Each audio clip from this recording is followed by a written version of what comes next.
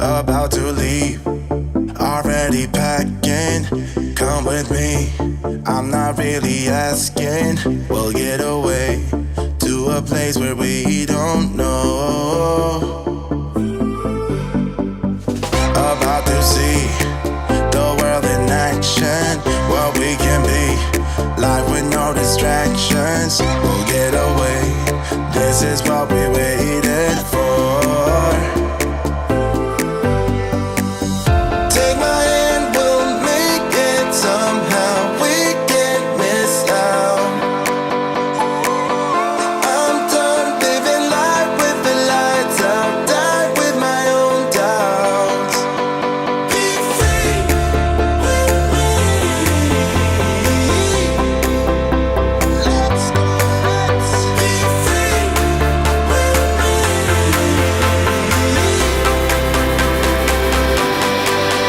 Be free.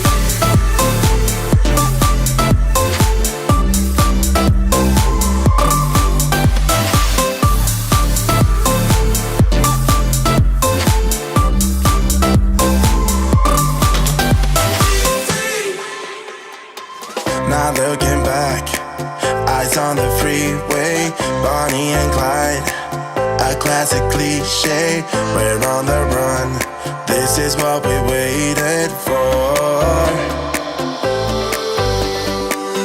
Take my hand, we'll make it somehow. We can't miss out. I'm done living life with the lights out, die with my own doubts. Be free.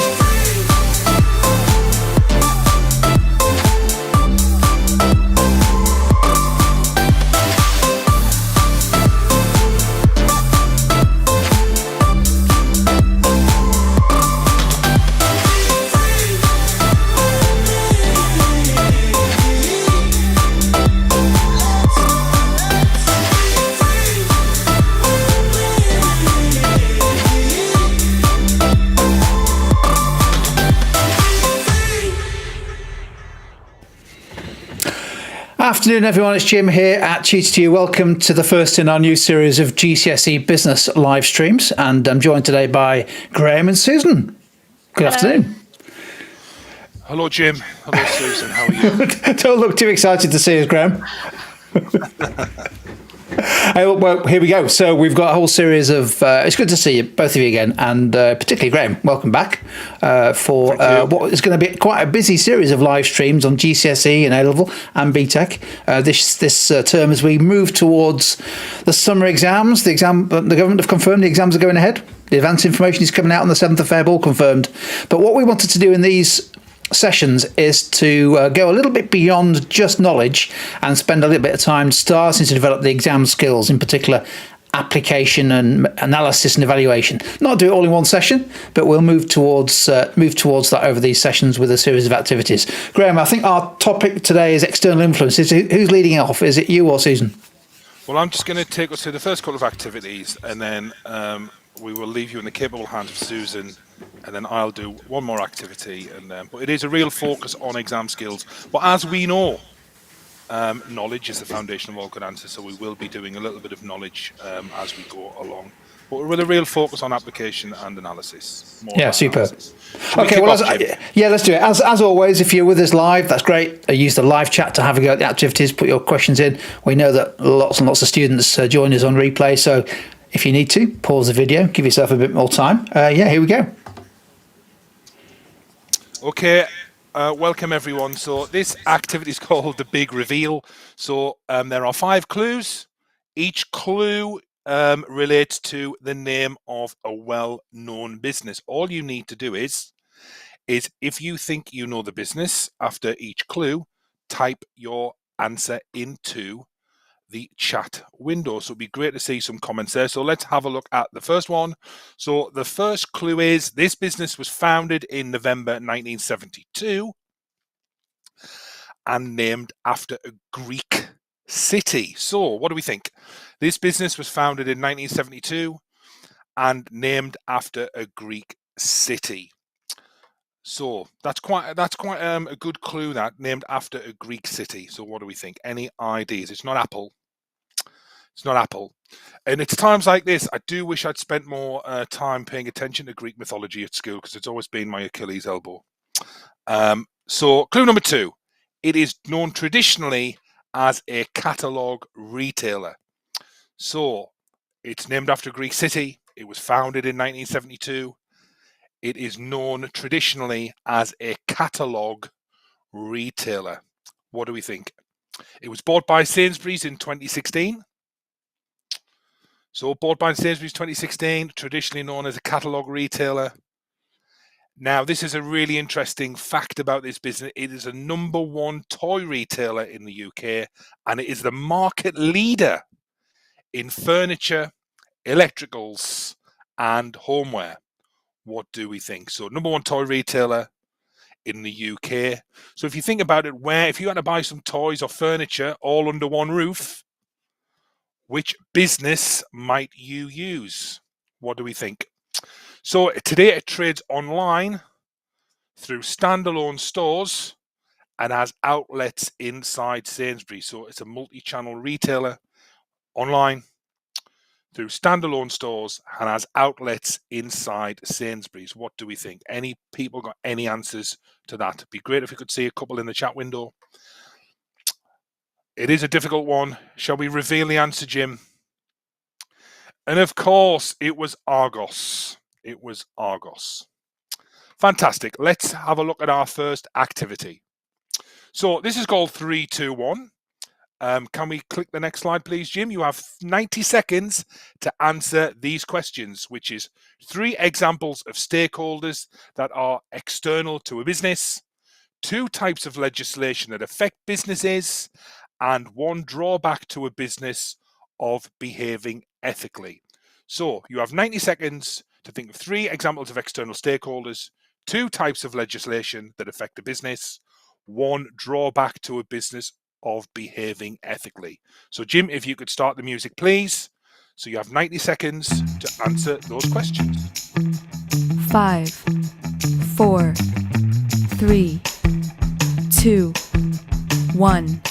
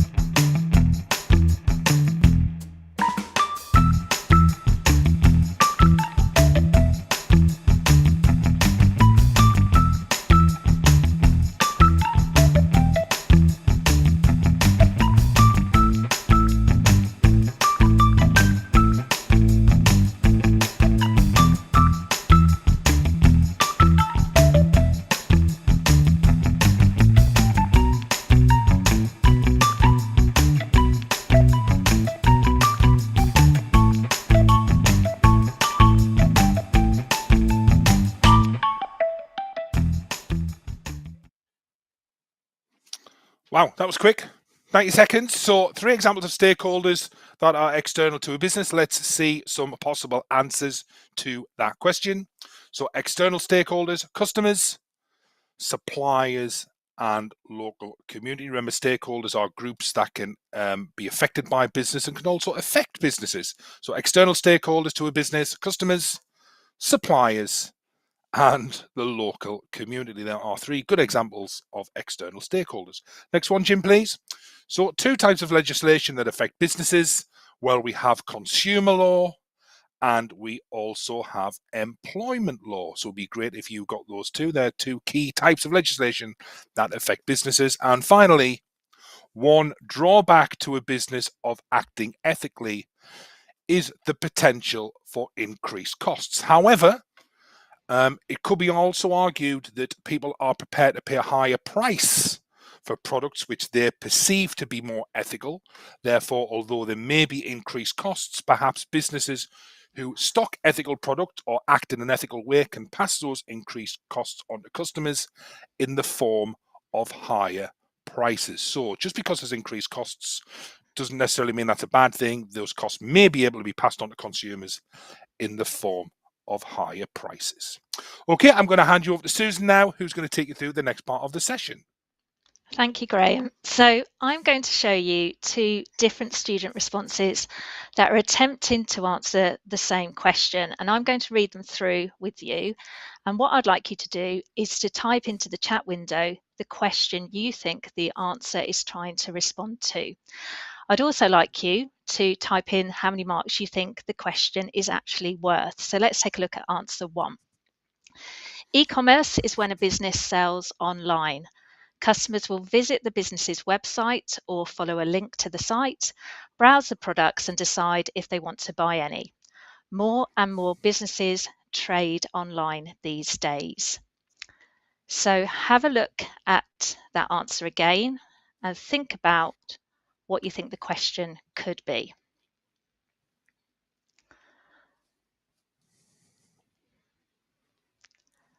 So really, this answer is focusing on how e-commerce works and the definition perhaps of e-commerce. So the question could be linked to that particular type of topic area. So let's take a look at answer 2. A business can make more sales. It may no longer need expensive retail premises. Deliveries can be tracked. Lots of customer data can be gained. So has your view changed in terms of what the question could be? So have a think, type into the chat window what you think the question could be and how many marks you think the question could be worth. So there's obviously a list of points here. Your viewpoint might be skewed by answer 1. So the topic area is clearly about e-commerce. So there could be 4 distinct advantages of e-commerce in answer 2, although point 1 and point 4 are a little vague and could relate to a number of business topic areas. So the question could be now, give or list 3 or 4 benefits of trading online. So let's have a look at what the question actually is. Explain one benefit to a business of selling its products via e-commerce. And this question is actually worth 3 marks. So now that we know what the question is, looking back at these 2 answers, do either of them actually answer this particular question? So looking at answer 1, we can see that, as we said, the answer seems to be responding to a question about a definition of e-commerce or how it works. So it's not answering the question that has been set. And even though the answer is correct, factually correct, because it's not answering the question, it would actually score 0 marks. In terms of answer 2, there are, as I said, potentially 4 benefits of trading online. Only point 2 and point 3 are really relevant or distinctly relevant to e-commerce without some supporting explanation. But because there's 4 different benefits and the question is asking for an explanation of one benefit, the maximum mark that this answer could be given would be 1. That's because none of the benefits have actually been explained. So a top tip that you need to remember when you are answering a 3-mark question or an explain question is that you should be able to work out the question when you read your answer. So when you're practicing answering questions at home or in the classroom, reread your answer and think to yourself, does your answer respond? Is it responding to the actual question that has been set? Is it tightly focused on the question or has it drifted away? Lots of students in their responses often include definitions unnecessarily. There is no need in a question such as this to include a definition. It's just wasting time that may prevent you from finishing the paper. And at the end of the GCSE papers, there's always a longer mark question, 12 marks, and that might prevent you from finishing. So manage your time effectively by staying tightly focused on the actual question that is asked. So let's take a look at how we answer a 3-mark explain question. Now, this is really important because in some exam boards, Edexcel, for example, 20% of the marks in each paper are coming from 3-mark explain questions. So it's vital that you understand how to structure your responses. So what you must do in a question such as this, you need to identify a relevant and distinct point that answers specifically the question set. You then need to develop that point with 2 linked steps or strands that explain the point you have made.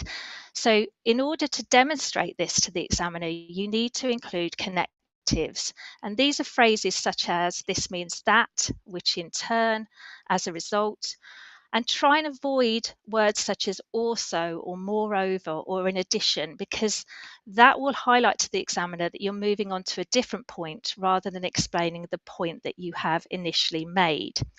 If you've got more than one point that you could include, so for example, in this question, you might think of 3 or 4 benefits, as in the previous answer, just pick your strongest. Pick the one that you would be able to explain in a logical chain of argument.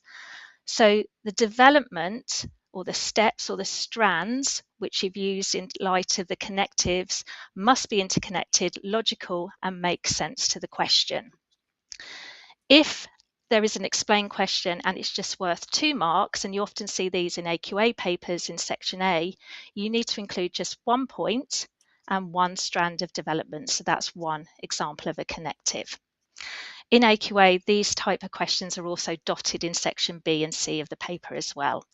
So remember, with this type of question, where there's no context, the question is linked to a business, the assessment objectives are just knowledge and understanding, and that's what you need to show to the examiner in order to gain the marks. But in terms of this question, it's asking for a benefit, so make sure you stick to the benefit and avoid making definitions in your answer. So now that we know how to structure an answer to a 3-mark question, what I would like you to do is to be the examiner. I'd like you to read this answer with me in a moment, and I'd like you to type into the chat window how many marks you would actually award for this particular response. And if you've got any feedback, so positive feedback or developmental feedback that could help improve this answer. So it's the same question, explain one benefit to a business of selling its products via e-commerce. And the answer is, one benefit to a business of selling its products via e-commerce is an increase in sales. This is because a wider range of customers will be able to view and buy the business's products online 24/7 compared to just selling in a physical store. If costs are controlled, the business will therefore experience an increase in profit. So take a look at that answer again. If you're at home, you might want to pause the video so you can look at it with a little bit more time and type in to the chat window how many marks you would award. Think about how we should structure a 3-mark answer which has the command word explain. So I'll give you a few moments to reread and have a look at that particular response.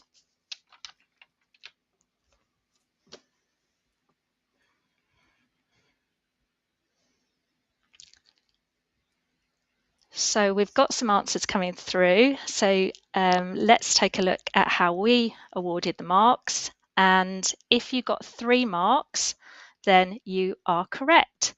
So let's take a look. One benefit to a business of selling its products via e-commerce is an increase in sales. So that would be awarded a mark.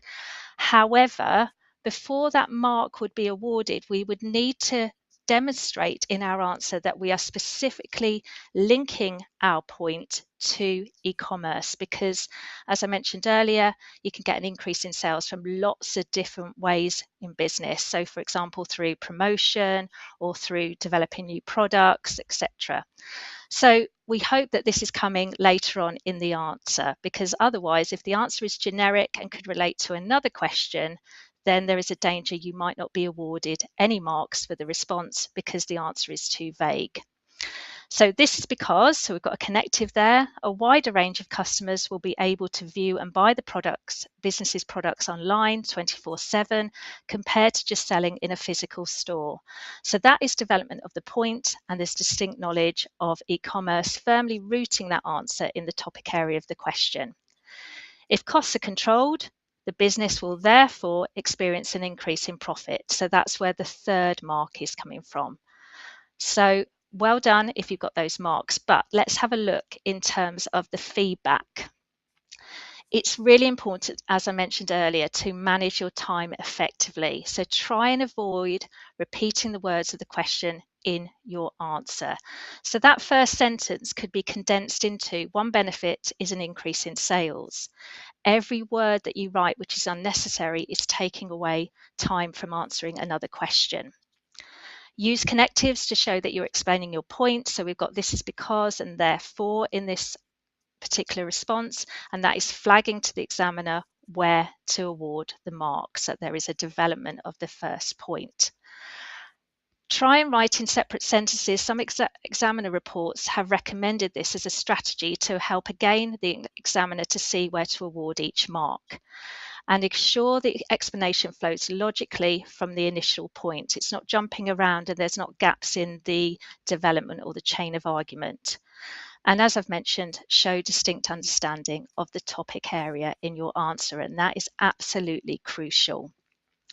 So bearing in mind all these different points in terms of how to structure your response, what I would like you to do is we're going to have a go at a stepping stones activity. And we're going to have a look at two different questions. And what I would like you to do is to complete the strands or steps in the chains of arguments that I'm going to show you. So thinking about what Graham said earlier in the second activity that we completed, we're looking at ethics. So explain one benefit to a business of making ethical decisions. So it's a 3-mark explain question. You only need one benefit, and I've given you that benefit in our first step. So it can act as a unique selling point or a USP, and you can abbreviate unique selling point in the exam. The examiner would know what you mean.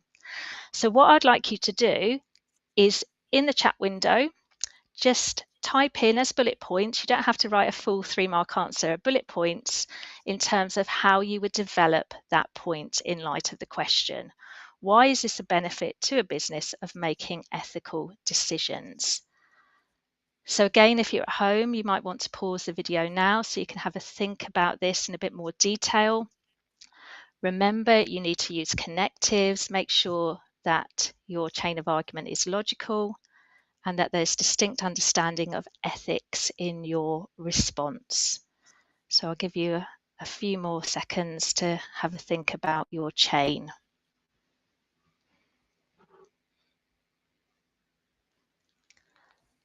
So some ideas are coming through. So let's have a look. So it can act as a USP. This may lead to an increase in sales. Now, in terms of that second step in our chain of argument, is pretty generic. That can relate to lots of different questions. So we need to make sure in our third step in our chain of argument that there is something unique to ethics, and there is. This is because more and more customers prefer to buy from businesses that act in a morally correct way. So well done if you've come up with a logical chain of argument. Remember connectives, remember to ensure distinct understanding of the topic area is in your response. And as Graham mentioned earlier, you could talk about price and higher prices can be charged. So that could be a different point that you could develop here. So let's take a look at the last or the next question that's linked to ethics.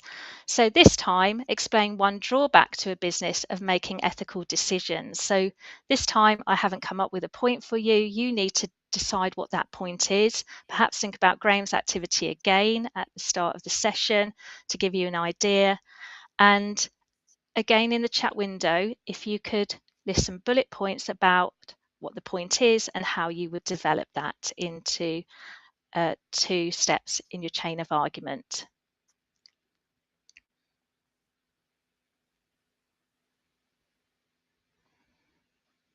So what could your point be? Why is it a drawback to a business of making ethical decisions?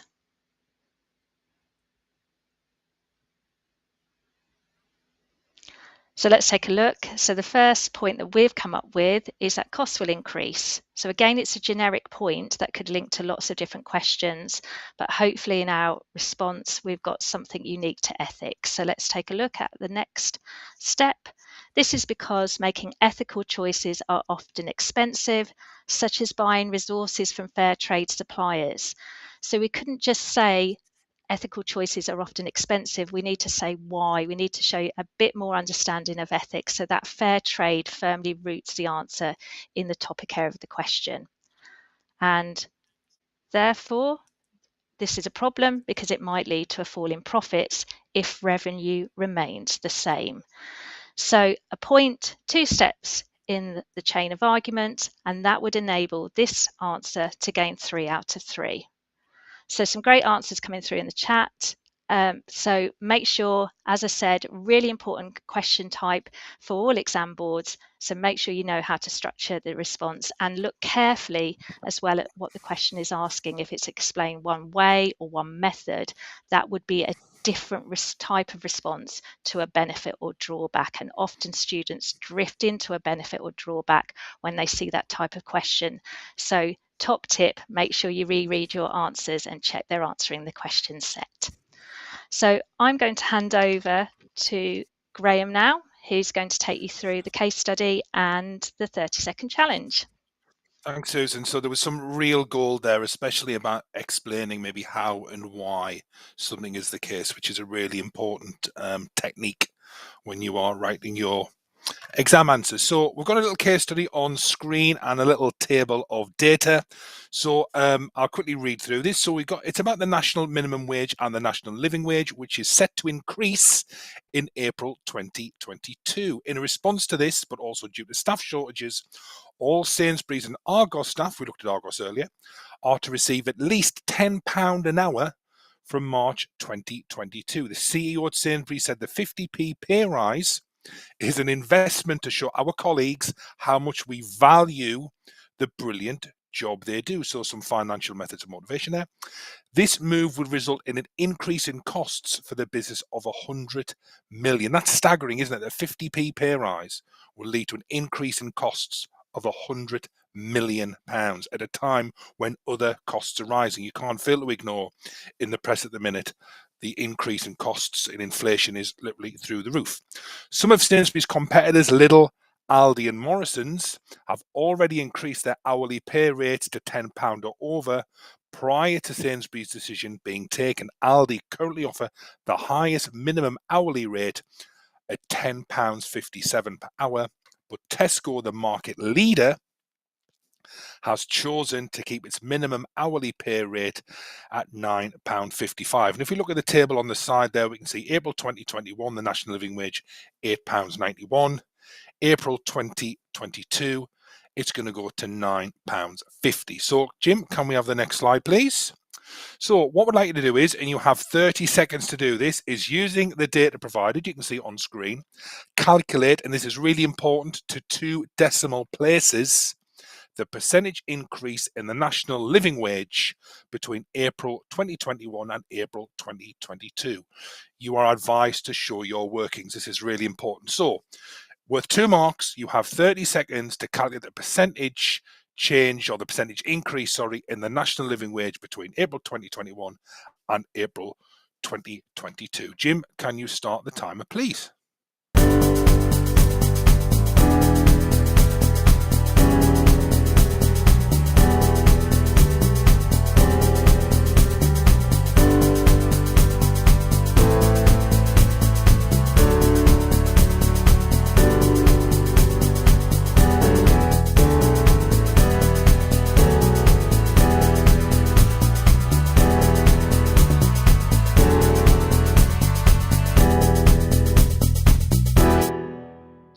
Now, of course, 30 seconds isn't a long time at all, so I'll give everyone a few seconds. So it is really important that you are comfortable and confident in calculating percentage changes. In this case, it was a percentage increase. So all you needed to do was work out the percentage increase between £8.91 and £9.50. It is important that you practice pulling information from tables, charts, and present it as you can see on the screen.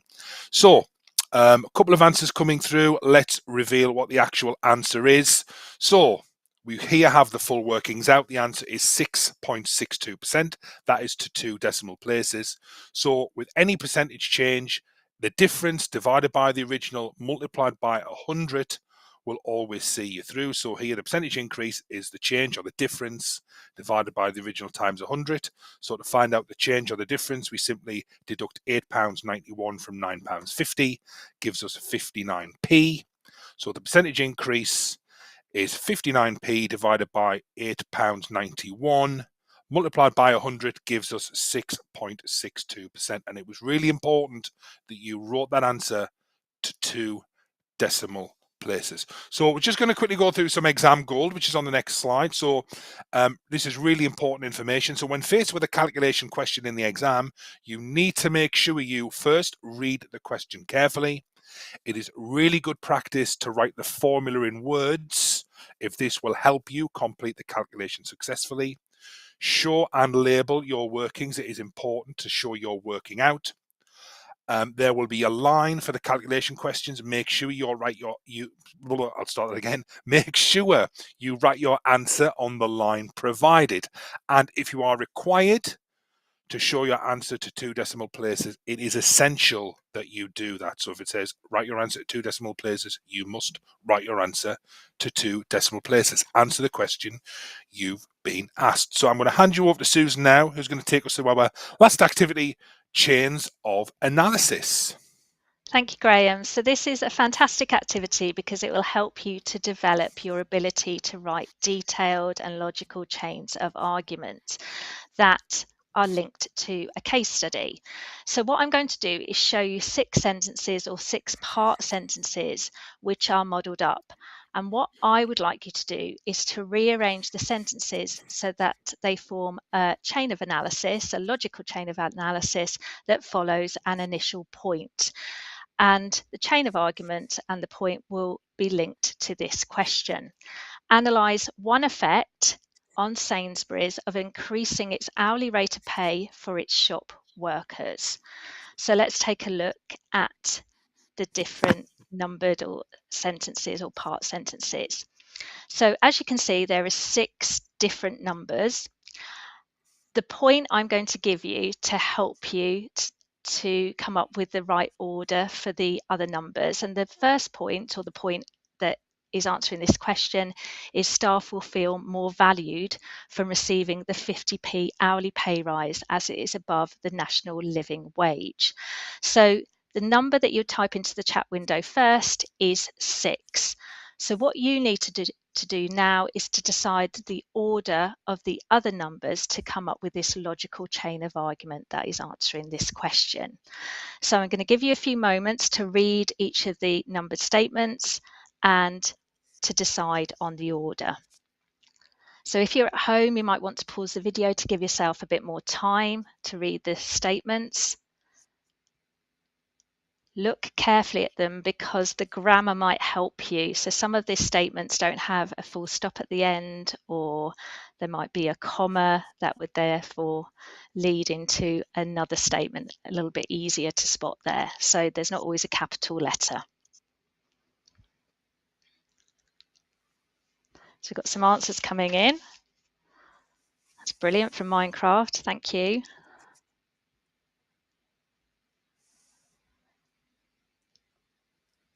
So just a couple more seconds. Think about the order to make this detailed chain of argument that answers the question. So let's take a look at the correct order. And Minecraft was correct, so well done. So well done at home as well if you've got this order. So 6, 4, 1, 5, 3, 2. So as I said, the point is staff will feel more valued from receiving the 50p hourly pay rise as it is above the national living wage. This is because their brilliant work is being recognised by the CEO. Why is that good? So as a result, staff retention will increase. And why is that important? As the business has experienced staff shortages. And that's a problem for the business as Sainsbury's has many rivals and therefore needs to keep its staff to provide high quality customer service. So that's a logical chain of argument that answers this question. Now you can see some of the text is highlighted in red.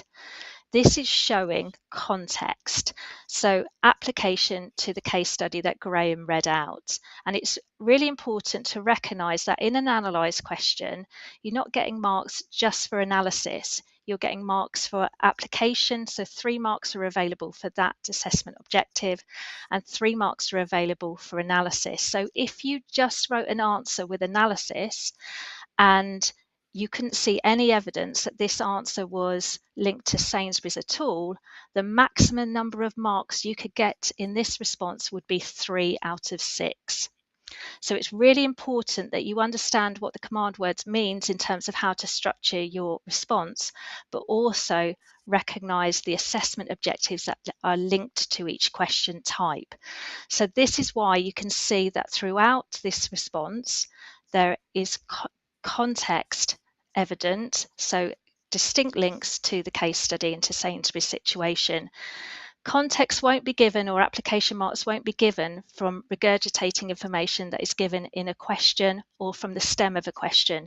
You have to refer back to the case study, but not quote information from the case study. You need to be selective and ensure it flows and can be embedded into the chain of argument well, so that it is logical and the strands of analysis are interconnected. The text in green is just highlighting the different connectives here. So we've got this is because, as a result, this is important, which would be a problem, therefore. So we've got a mixture of connectives, not just therefore, therefore, therefore. Try and make sure you use a variety, so otherwise your answers can sound quite repetitive when an examiner reads them. Now, this response answers the question because it was only asking for one effect. The answer hasn't moved away and gone on to a second point, which is really important. So remember, in this type of 6-mark question, when it's asking for one effect, 1 point, and you've got 5 steps in the chain of argument here, which would be enough for an Edexcel student to reach the top level of the mark scheme for analysis and also for an AQA student as well. So let's finish off with some exam gold. So when you're presented with a question that requires you to analyse after reading a case study, remember to read the question carefully. So in this question, it was asking for an effect. Now, this effect could be positive or negative, and you may see similar questions where it's asking for analyse the impact. There is no requirement in a 6-mark analyse question to include a balanced response. So that means you don't need to include a positive and a negative. In this question, it was asking for 1 point. That is the type of question an AQA student would see, which was linked to an analyse command word. However, if you're an Edexcel student, you could, in an analyse question, include 2 points. But again, you don't need to include balance. 2 effects could be 2 positives, 2 negatives, or 1 of each. But the key is to make sure they're relevant to the case study. If you can take your initial point from the case study, like we did in our previous answer, it's linked to the national living wage and then the pay rise, then you'll start getting context marks straight away, which is fantastic, rather than writing knowledge point after knowledge point, and then you're not even hitting the bottom level of the mark scheme. Ensure your chain of arguments is logical, and you can do this by using connectives to demonstrate analysis to the examiner. And remember to refer to the context throughout. If your answer can relate to another business, that means it's not written in context, and therefore you won't get those application marks. So thank you very much for all your contributions. Wow. Exam gold is the word, isn't it? That is fantastic stuff. Really good. That was exam gold there. You've been spoilt rotten there, I must say, with the advice from Susan there. It's been absolutely tippity top.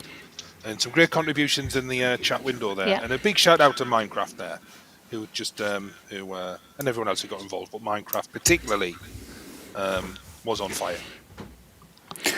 Superb stuff. Right, well, that's the first in our series this term for GCSE Business. We're posting the rest of the sessions imminently, so look out for those on a Thursday. Hopefully you'll be able to join us live for some of those. If not, catch us on replay. As always, give the session a thumbs up on YouTube if you're watching on YouTube, and that helps suggest this kind of support and advice to other GCSE business students. Huge thanks as always to Graham and to Susan for putting the session together. I mean, that is worth watching 2 or 3 times. That phenomenal advice on how to structure and develop your responses to those type of questions, and also keep focused on the question. So that will really pay dividends when it comes to the exams, I think, Graham, Susan, yeah? Yeah, Definitely. Any final words before we sign off, other than hopefully everyone's going well and looking forward to doing some studying ahead of the exams? Well, yeah, Susan has sent me the topic for next week. Susan, Oh, can you wow. remind us what it is? marketing. Marketing. So we're doing marketing next week. Fantastic stuff. Right, well, that's brilliant. Look forward to that. As always, many thanks to everyone who's joined us live. If you're watching on replay, hopefully you found it useful too. And well, we'll sign off now. We'll see you next time. So see you later. See you now. Thank you. Thanks. Bye.